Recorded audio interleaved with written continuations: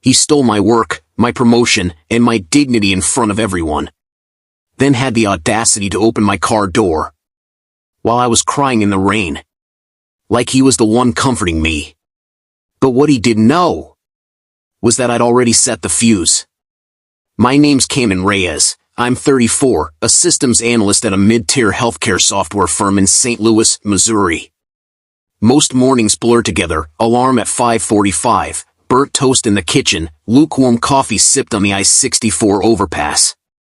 The hum of static on NPR the only thing breaking the silence. Except this Tuesday, that Tuesday, changed everything. I parked in spot number 27, same as always, a half-soggy protein bar in one hand, tapping out bug reports with the other. Wearing the same hoodie I wore when I held my mom's hand through chemo. I'd been running back-end integration solo for 3 months. Covering for the guy everyone called the Golden Child, but I called him what he was, Torin Vale. Torin was 37, suave, silver-tongued, the type who read one leadership book and quoted it daily. When his wife left, he took a mental reset. And I stepped up. Canceled my trip to see my dying uncle. Pulled 19-hour days, even slept under my desk one night. I wrote 13,000 lines of clean code, reorganized our client pipeline. Presented mock-ups to stakeholders while Torin sent thoughts and prayers from Bali. He returned with a tan and a promotion pitch, using my architecture deck. Camden's more technical, he said in one meeting, but I'm the visionary, he just implements. That day, our director called a surprise board review. Torin led it, using my work. I watched it all through the conference glass like a ghost. They clapped, he grinned. I sat in my Corolla and cried so hard my chest ached. Then I heard a knock. Torin. He opened my door, leaned in, smug smile and all. Hey man, you okay? Gotta keep the team spirit up. He stood there like a concerned friend. But he just carved my name off the plaque and stapled his over it. I stared straight ahead.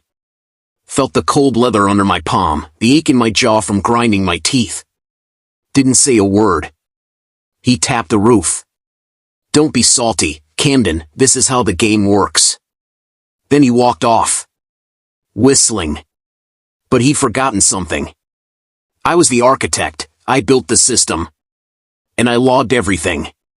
Every timestamp commit, every Slack message where I send in my work.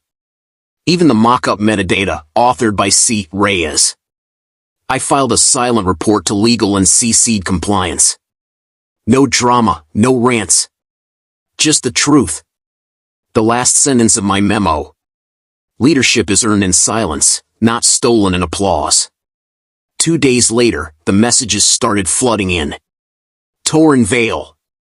Hey bro, did you talk to anyone? I think there's been a misunderstanding. Let's debrief before the board sees anything. Camden? I said nothing. At 3:12 p.m., everyone got a company-wide invite. Urgent, IP misconduct review, attendance mandatory. My phone buzzed for hours. I answered none of them. I was already booked for a haircut. Friday, the main conference room. Every exec, every team member, full Zoom projection on the big screen. Legal led the presentation.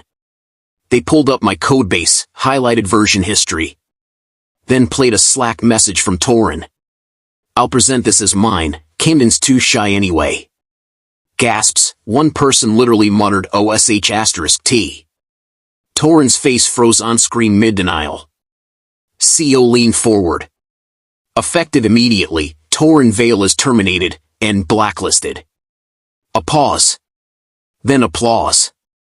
Slack lit up like fireworks. One message read, Camden just Thanos snapped this dude.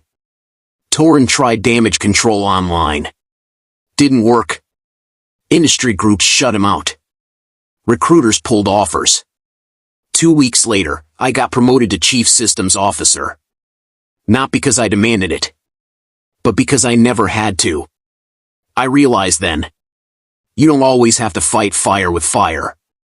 Sometimes, you just hold the receipt and wait. Now, I drink hot coffee on a quiet porch. No alarms, No shaking hands. Just peace. And the slow, steady sound of a world that finally sees me. Moral. You don't have to scream to be heard, you just have to be right. Tell me, have you ever been underestimated? Bell like, comment, and subscribe for more stories of real revenge that whisper louder than any scream.